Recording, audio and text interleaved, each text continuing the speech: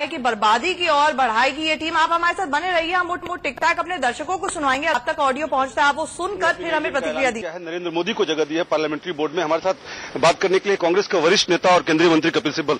Sir, आखिरकार नरेंद्र मोदी सामने आ गए। बिल्कुल बिल्कुल, जो चेहरा पहले भी सामने आना चाहता था वो चेहरा सामने आ गया है और ये संकेत हमारे सामने है कि ये अब बीजेपी की पार्टी नहीं होगी, ये नरेंद्र मोदी की पार्टी होगी।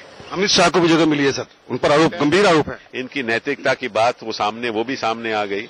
बात बड़ी बड़ी करते हैं बीजेपी के लोग, और जो एक आरोपी और ऐसे दोष उस पे लगे हुए हैं।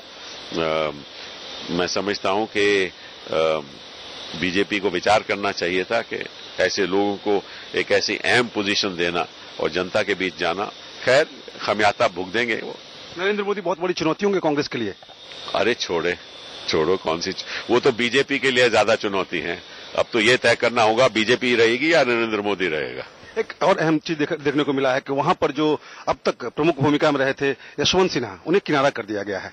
आपसे गुटबाजी कह रहे हैं लोग कुछ वजह से। ये तो यशवंत सिन्हा जी अब तय करेंगे। कभी कभी ऐसा होता है कि इंसान को बाद में पता चलता है कि उन्होंने बहुत भारी गलती की ऐसी पार्टी ज्वाइन करने की। अब खुद वो तय करेंगे उनको क्या करना है। सर, एक आखिरी सवाल मेरा, वरुण गांधी को जनरल सेक्रेटरी बनाया है, मतलब फाइट होगी वरुण गांधी वर्सेस राहुल गांधी। अरे छोड़िए, इसके बारे में काहे को मुझसे टिप्पणी करवाते हो। Thank you. जाहिर तौर पर कांग्रेस के वरिष्ठ नेता ने अपनी तरफ से जाहिर किया कि नरेंद्र मोदी कांग्रेस से ज्यादा बीजेपी के लिए चुनौती होंगे।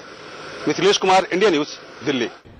तो ये कहा गया है कपिल सिब्बल द्वारा कि कांग्रेस से ज्यादा बीजेपी के लिए मोदी ज्यादा बड़ी चुनौती होंगे। मित्तल जी, अगर आप हमें सुन पा रहे हैं, अगर आप वो सुन पाए हो, टिक टैक जो आया था, अभी इंटरव्यू हुई थी कपिल सिब्बल साहब की, उन्होंने ये कहा कि सोहराबुद्दीन फेक एनकाउंटर मामले में अमित शाह जो हैं वो बाकायदा जमानत पर हैं इस वक्त। ऐसे में ऐसे शख्स को आपने महासचिव बना दिया सिर्फ मोदी को खुश करने के लिए, तो इसका खामियाजा आपको भुगतना पड़ेगा। जवाब दें।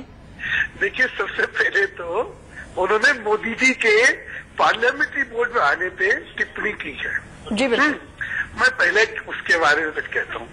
एक तो मैं कहूँगा खिसियानी बिल्ली खम्बा नोचे, तो उसके बारे में क्या बात करें। दूसरा, मैं बड़ी विनम्रता से कहना चाहता हूँ कि देश में जनादेश का सम्मान हमें विनम्रता से करना चाहिए।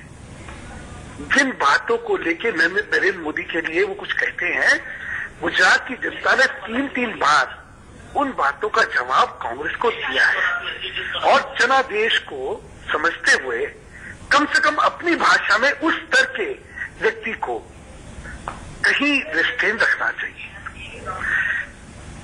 मतलब कपिल सिब्बल जी ने जो सारा कहा, उसका क्या तंत्र था, मुझे अभी तक नहीं समझ पाया। नरेंद्र मोदी जी तीसरी बार अपने नेतृत्व में चुनाव जीतते हैं। ये इस देश के इतिहास में बहुत बार नहीं हुआ, सिर्फ सिक्किम को छोड़ के दोबारा कभी हुआ ही नहीं है। जी। कोई चीफ मिनिस्टर जो है उसके नेतृत्व में 3 बार चुनाव नहीं जीते गए। शीला दीक्षित है, सुधांशु जी। नहीं जी, आपको अगर नहीं पता हो तो फिर बीच में ना बोलिए। नेतृत्व में 3 बार जिनके नेतृत्व में चुनाव जीता गया हूं, वो शीला जी भी नहीं है। शीला जी अगर इस बार जीतती हैं, जो कि नहीं होने वाला है, तब उनके नेतृत्व में तीसरी बार जीता जाएगा। जी अच्छा, आप चलते चलते बस आखिरी टिप्पणी। आपकी मुश्किलें बढ़ने वाली हैं और बीजेपी में भी एक बड़ा हल्का था जो कहीं ना कहीं मोदी का नाम लेते हुए भी डरता है, तभी शायद आपने अभी तक प्रधानमंत्री के तौर पर उम्मीदवारी उनकी नहीं तय की है, सामने नहीं रखा है, क्योंकि अलायंस पार्टनर्स भी हैं। ऐसे में आपसे सिर्फ ये जानना चाहेंगे कि खास तौर से अमित शाह को जो बनाया गया महासचिव, उसको लेकर बड़ी तीखी प्रतिक्रिया यहाँ पर आ गई है कांग्रेस की। कांग्रेस की प्रतिक्रिया तो हर एक चीज में आनी है। हमारे संगठन में हम किसको बनाएंगे, उसकी उनकी तीखी प्रतिक्रिया हमें क्या करना है।